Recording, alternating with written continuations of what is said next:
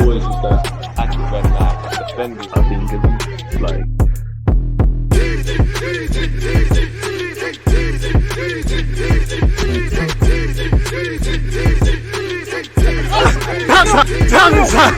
People deluded, I'm back again. Come on, Ian. Come on. People deluded, I'm back again. Thank you very much for tuning back in each and every time. As usual, I appreciate all your support and all the support you give our channel. Make sure you're subscribing, you're hitting the like button, you're offering your opinions. Now, I always say, and there's a popular saying, you know, pray for the best, expect the worst in it. And the worst has kind of happened with Gabriel Jesus. We've heard better yet, it's been confirmed that he's had surgery. While the time scale he's going to be out injured, you know, is unknown. But it is what it is in that regards, people. It is what it is. We don't know the timescale on his recovery. The main thing is a man's health. While we're missing the footballer, we need to remember this is a 25, 26-year-old man who is a father, will be a granddad, is an uncle, is a son. So again, surgery is the right option. And again, no one's going to go under the knife for no problem. Where Arsenal are concerned, and our quest to get Champions League football beyond that for some fans is taking a blow. You know, just before we get into it, I wrote down some of my opinions for seeing this news, and it leaves me with several things, really. The first thing is I love what Arteta is doing. I love what EDU is doing. I love the collectiveness we're doing and how we're moving. But in relation to sympathy, whether it's, God forbid now, Gabriel Jesus, Ben White, Saliba, Partey, any key player that gets injured, I don't have any sympathy specifically for Arteta and EDU. I have a lot of sympathies in general, not for that, because players getting injured is like a chef cutting his hand in the kitchen. It is what it is. In August, when we let Balogun go on loan, when we didn't bring in a striker, when we said it's Eddie Nketiah and Jesus, Arteta and EDU and the technical staff know way more about football than we do. They had to know that this is something that could happen, and it is. First things first, we're just going to have to get on with it. We're just going to have to charge it to the game and get on with it. Injuries happen. We need to get on with it. First half of the season or until it's halted, we've had a lot of injuries and we've got away with it. For the fans, I've got a lot of sympathy because, you know, Jesus has the capacity to score goals and obviously scored 5 goals for us and got 6 assists or something like that.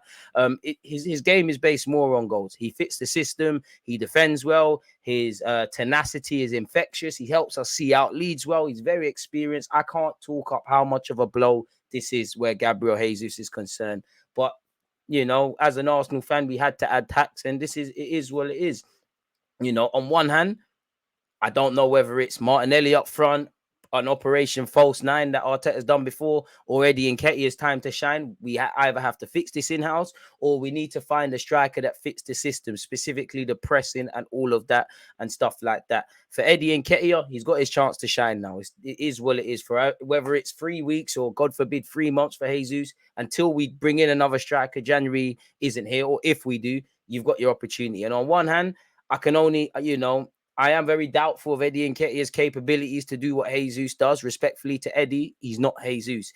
And on the other hand, I can only ask Eddie Nketiah to do his best, you know, and praise and critique him fairly, because even the best of what Eddie could probably come with at this moment in time, while his general play is improving, is probably not of the standard. So I can't really, I don't advocate attacking people and stuff like that, but praise and critique fairly for everyone. So I more have problems with Arteta and EDU because you're the ones that planned the squad. Then we should never be relying on Eddie and Nketiah, respectfully, you know, if I'm completely honest. And we did see last, and it's not over to the fat lady sings. I'm not trying to do doom and gloom here, but we saw last season how relying at pivotal moments, sadly, on El Nene, respectfully to him, I got a lot of time for him, Cedric and Tavares, derailed our season. So we either have to bring someone in, find a striker that fits our system and the pressing and what Jesus does, or fix this in-house. Everybody also needs to keep scoring, really.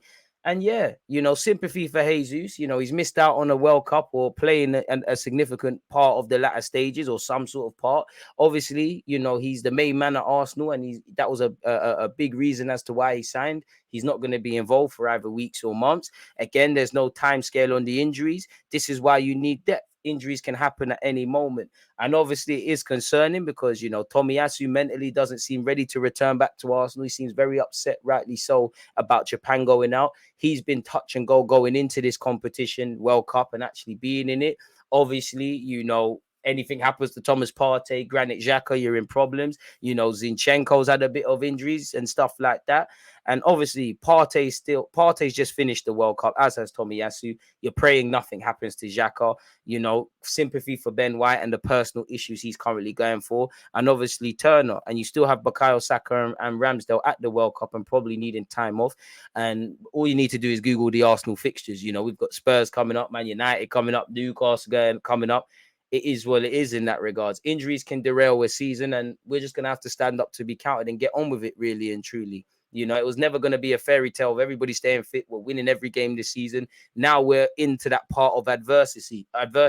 So we have to charge it to the game, and we still need, regardless, man, need to get top 4 minimum. And we've seen how injuries can derail a season. We all know with the crisis Liverpool had either this season, last season, or the season before, where Van Dijk and a couple of crises. But we can only charge it to the game. As I said, I don't know if that means exploring the loan market, identifying a striker that can do the raw components of what Jesus does. Because on one hand, his game isn't necessary. Goals are the most important thing to a striker. We need to score goals. That wins matches, but it's not the most important demand on what Mikel Arteta wants. It's all the other things Jesus does. So with that, if goals are not necessarily important, can you source someone that can do that? Or fix it in-house? That's all I've got to say, really and truly. So, as I said, for Jesus, most important thing is health. If you need surgery, do it. I'm sure surgery would have been the last option. No one voluntarily wants to go under the knife, but we hope Gabby Jesus is all right in that regards, people. So, yeah, without waffling anymore, let's see exactly what people are saying. Arsenal.com has said Gabriel Jesus undergoes surgery. It's a very short thing here. Gabriel Jesus has successfully undergone surgery to his right knee after suffering an injury during the Brazil versus Cameroon World Cup group stage match on Friday. He will now begin his rehabilitation program. Everyone at the club is supporting Gabby and will be working hard to get him back on the pitch as soon as possible. I mean, Gabriel Jesus strikes me as someone, whatever timeline, if they say 3 months, he'll be back in 2.5. If they say 3 weeks, he'll be back in 1.5. But he needs to come back at the right time. Health is wealth. Sort out your knee, pattern that, and we'll see you soon in it. But in the meantime, we're gonna have to get on with it, really and truly. He's undergone knee surgery. Apparently, some people are saying he's out for 3 months. I don't know about title hopes. I don't look at the league table. I don't know where Arsenal are. Last time I checked was in August. Bitter pill to swallow, because in his first start, he got a mad injury. But he's had injuries at City before. We're just gonna have to get on with it, man. We're gonna have to just get on with it. As you can see here, we're literally just gonna have to get on with it, people. Like, you can see all the reports saying, apparently, you know, Gabriel Jesus was injured with a suspected medial ligament damage, ruling him out of the World Cup. And it is understood he will need an operation to repair the problem, with the time out depending on how he heals, with some players taking months to return to action. So we're just going to have to get on with it, really and truly. There's nothing more to be said in that regards, man. We wish Gabriel Jesus a steady recovery. And we have to play for the best. And as I said, man, I'm wishing Eddie and Nketiah all the best. I'm wishing if we bring in someone. But, you know, I hope that we've been fluid in our planning. Obviously, our January planning based on reports centered around a centre mid, a right winger / left winger, potentially if you could bring in a left centre back.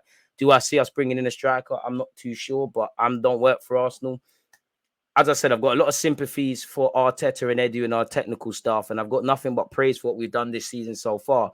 But you had to have sat there in August and said, you know, if Jesus gets injured, it's Eddie and Nketiah or something else. So you're just going to have to be fluid and adapt to it. And I've got no sympathy specifically for them, for the knock-on effects that we might feature beyond the obvious. I do have sympathy for Jesus and Arsenal fans, but we're going to have to get on with it, man. We're going to need to do something in the transfer market. If not, we're going to have to fix this in-house. Is Eddie and Nketiah good enough to lead the line until Jesus is back? I guess we're just going to have to find out, people.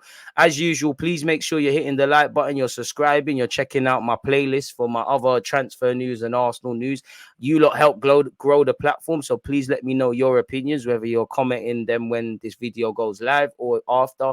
Either way, we're going to have to get onto it, people. You know, just get on with it, really. And it makes the Premier League interesting when we restart in it. So on that note, you lot stay blessed, stay safe, stay in good health, and I'll see you lot soon. Smash the like button, subscribe if you haven't. That's all I've got to say in relation to Gabby Jesus. I've been speaking about it far often than not. We're just going to have to get on with it, man. You know, Jesus is a great player for us and a great player in general, but he's irrelevant for the next weeks and months. We're going to have to get on with it, man. I don't want to hear nothing about if we had Jesus, he would have done this or that. There's still a lot of Premier League football to be played for. As I said, injuries to footballers are what cutting your hand is to a chef. It's an occupational hazard. It comes with it. We're just going to have to charge it to the game and go again, people. So you're hoping Eddie and Ketia, and I know they're not strikers, but Eddie and Ketia, Smith Rowe, Fabio Vieira, Lokonga, any players that have played bit part roles can step up in their own ways in the second half of the season. And you're hoping that we've got some, we've got plans in the transfer market. Again, when we brought in Jesus, there had to have been other names when, in case Jesus said, no, I don't want to join you. So do we go after them? Do we find someone a bit younger that's better than Eddie and Ketia? Surely the cast net should be wider, because goals are important, but they're not necessarily the most important for what the striker does at Arsenal Football Club, beyond the obvious. So let me know your opinions, your talking points, your thoughts, etc. Most importantly, stay blessed, stay safe, appreciative of all the support you give my channel. But for now, I'm out. There's always that active red line defending. I think it's like